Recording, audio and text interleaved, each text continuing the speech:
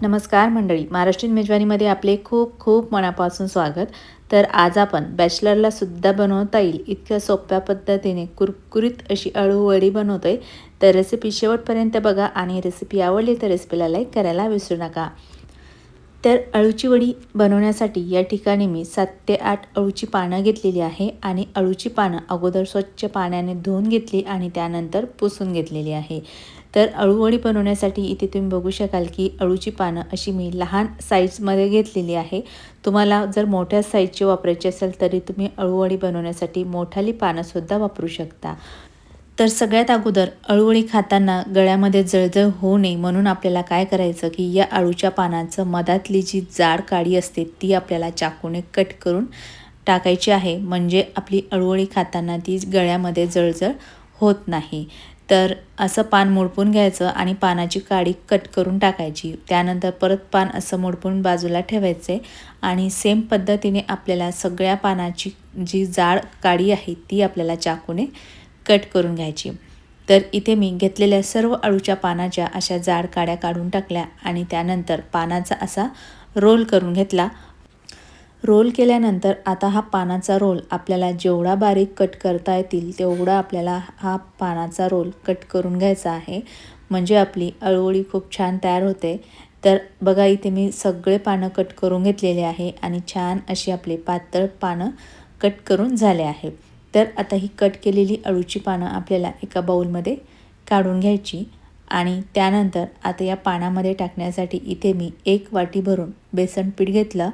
अळूवडी खुसखुशीत कुरकुरीत होण्याकरिता यामध्ये पाव वाटी तांदळाचं पीठ घालायचं, 2 चमचे तीळ टाकायचं, पाव चमचे ओवा, अर्धा चमचा हळद, अर्धा चमचा लाल मिर्च पावडर, अर्धा चमचा मीठ आणि त्यानंतर यामध्ये टाकण्यासाठी 3 हिरव्या मिरच्या, 8 ते 10 लसणाच्या पाकळ्या आणि अर्धा चमचा जिरं याचं खलबत्त्यामध्ये वाटण करून घ्यायचं आणि नंतर यामध्ये टाकून घ्यायचं. त्यानंतर यामध्ये टाकण्यासाठी इथे मी चिंच गुळाची 2 चमचे चटणी घेतलेली आहे. याऐवजी तुम्ही चिंच गुळाचं पाणी करून घेतलं तरी चालेल किंवा 2 चमचे लिंबाचा रस वापरला तरी चालेल. यामुळे काय होतं की आपली अळूवडी घशामध्ये जळजळ होत नाही.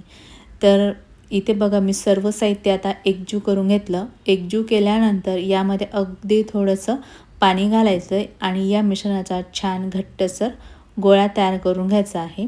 पाणी खूप जास्त नाही घालायचं, अगदी थोडंसंच घालायचं. थोड्याच पाण्यामध्ये छान असा या पिठाचा गोळा तयार होतो.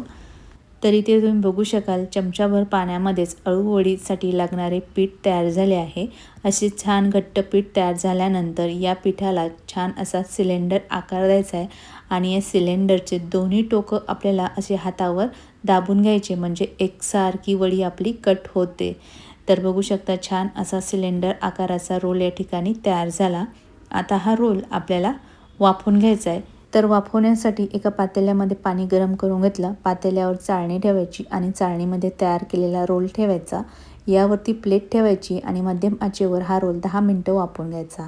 10 मिनटं झाली आहे. 10 मिनटामध्ये बघू शकाल अळूवडीचा रोल छान वाफवून तयार झाला. आता हा रोल पूर्णपणे थंड करून घ्यायचा. तर इथे मी थंड करून घेतलेला आहे. थंड झाल्यानंतर बघू शकाल छान रोल वाफवून झाला आहे. आता हा रोल आपल्याला कट करून घ्यायचा आहे. तर इथे तुम्ही बघू शकाल रोल छान वाफवून घेतल्यामुळे आपली अळूवडीसुद्धा छान कट होत आहे. तर या साईजच्या आपल्याला सर्व रोलच्या अळूवड्या कट करून घ्यायच्या आहे. तर इथे मी सर्व अळूवडी आता कट करून घेतली आहे. कट केल्यानंतर तुम्ही या ठिकाणी बघू शकाल खूप मस्त अशी अळूवडी कट झाली. आता ही अळूवडी आपण तेलामध्ये तळून घेऊ. तर कढईमध्ये तेल गरम करून घेतले. गरम झाल्यानंतर इथे आपल्याला गॅसची फ्लेम मध्यम ठेवायची आणि तेलामध्ये बसतील तेवढ्या अळूवड्या तेलामध्ये सोडून घ्यायच्या.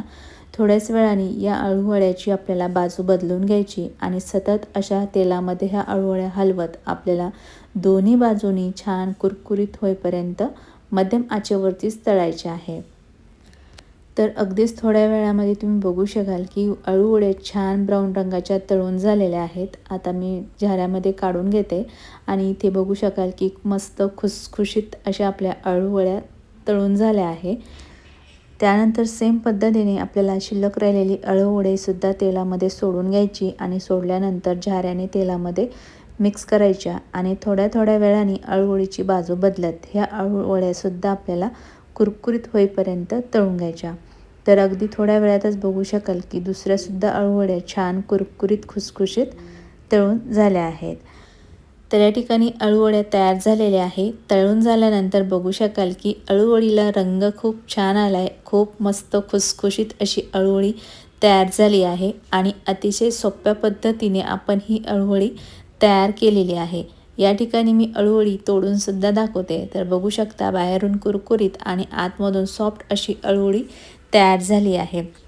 तर माझ्या पद्धतीने अशी अळूवडी नक्की करून बघा आणि ही रेसिपी तुम्हाला कशी वाटली कमेंटमध्ये नक्की सांगा। आवडली असेल तर रेसिपीला लाईक आणि चॅनलला सबस्क्राईब करायला विसरू नका। परत भेटूयात पुढच्या व्हिडिओमध्ये। तोपर्यंत बाय बाय, टेक केअर।